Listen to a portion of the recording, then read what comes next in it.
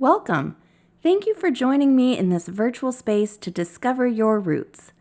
Before we get started, I want to thank our program partner, Gail Burke from the Genealogical Society of Santa Cruz County for developing several of the documents in this kit and for graciously allowing us to share them with you. She is a wonderful resource, and I encourage you to check out the Genealogical Society at their website.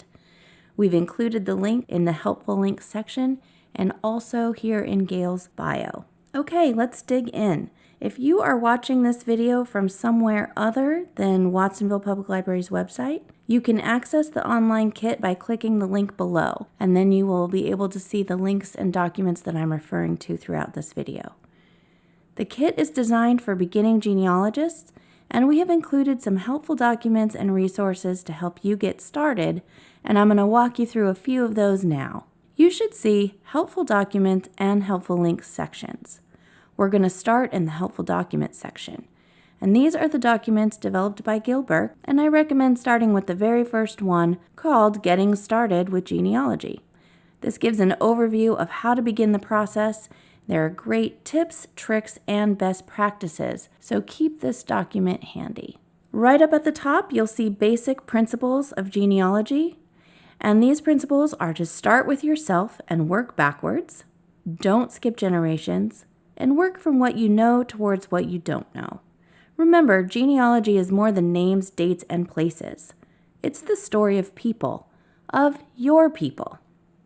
The next documents in this section are the using the pedigree chart and using the family group record. I recommend that you keep these documents handy as you work on your own charts. So to access the charts, we're going to go to the helpful links section and we're going to click the link to Ancestry Templates. This will take you to Ancestry.com's downloadable charts and forms, where you will also find the family group record form. I recommend downloading these to your computer and printing them out. You will probably use multiples of each chart. And now we're going to explore the ancestral chart, or the pedigree chart. To clarify, Gail uses the term pedigree and Ancestry.com uses the term ancestral. These terms are interchangeable, so keep that in mind when switching between the resources. Also, we typically think of this chart as a family tree chart, starting with one name and then branching out to other family members. All of those terms are interchangeable: pedigree, ancestral, or family tree. Okay, I'm using the template from Ancestry because that's the tool we use at the library, but you can also do an internet search for pedigree chart templates and just use whichever format you're most comfortable with. Another note about Ancestry.com and why we use this at the library: we do subscribe to the library edition of Ancestry.com, and you can use that on library computers. I'm going to start with my pedigree chart, and I need to make a note here about special situations because I am adopted. So if you have a special situation like being adopted, or you want to include step parents because maybe you have half siblings with those step parents, or you just would like to include them, you're going to need to make a separate chart for each family. So keep that in mind as well. And I'm adopted, like I said, so the first choice I need to make for my family tree is which family. Am I going to do my adoptive family or my biological family? Today, I'm going to make a chart for my adoptive family because I have more information about them and it'll just be easier for me to start. So the first name I put on my chart is my own name. And even though I'm married, I'm going to use my maiden name, and I'm going to capitalize every letter in the surname to differentiate it from the first name. Sometimes a person's full name may sound or look like two last names or two first names. So we want to keep the first name and last name distinct.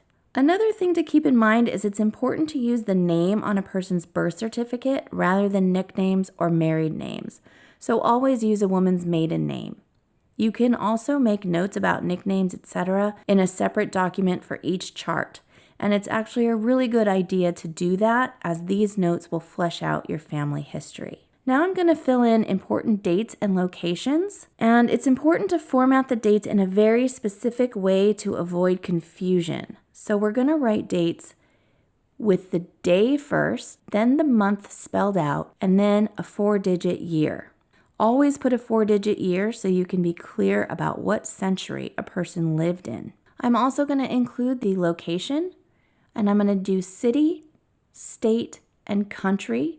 This may be formatted differently depending on the country because some countries have provinces or areas other than states.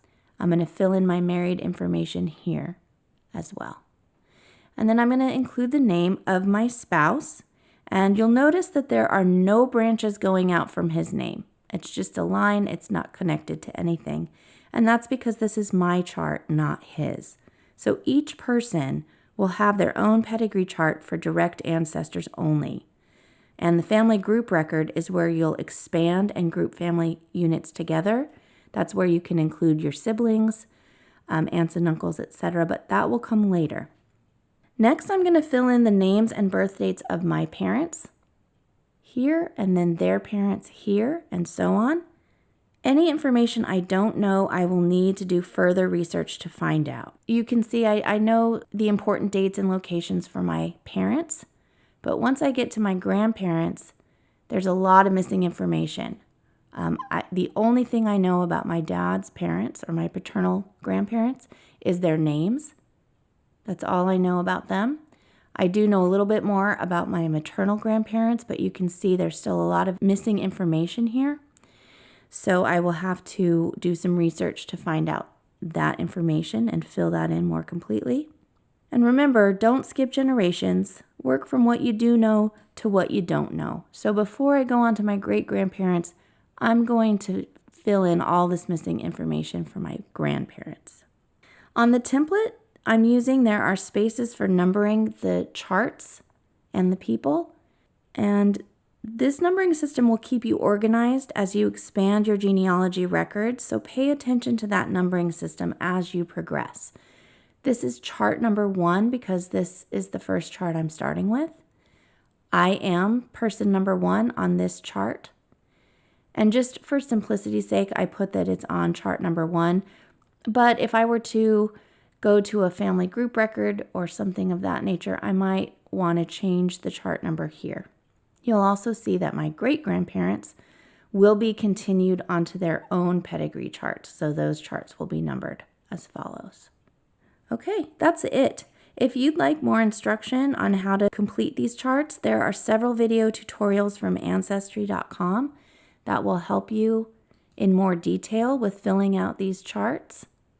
And to access those, go to the helpful links section and click on Ancestry Academy.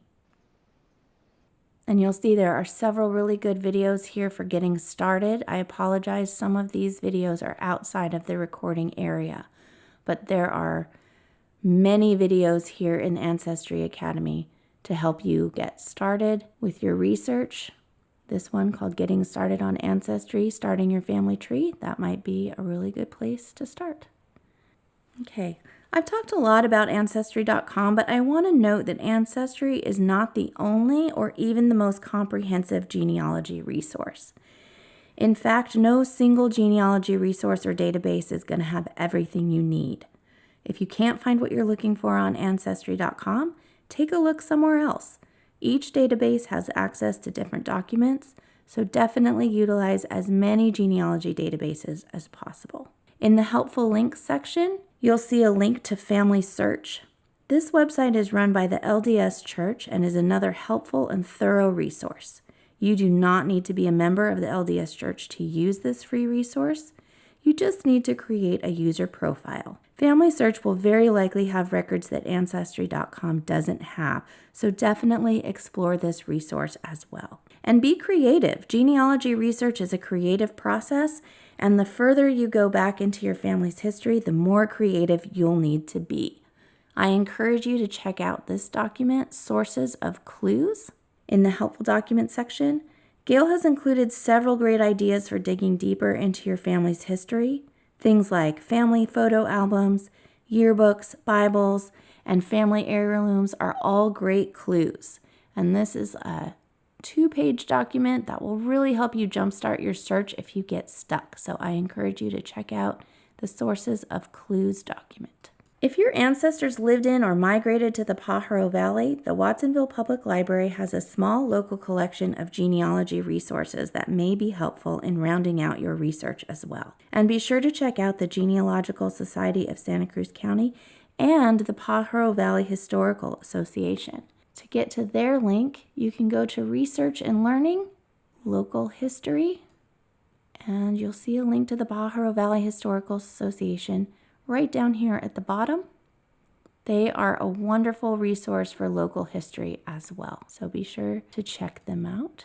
Thank you so much for joining me today for this brief introduction to creating your family tree, and I hope you have fun discovering your roots. If you'd like to leave feedback, please email me at jillian.wilson@cityofwatsonville.org. Thank you so much and take care.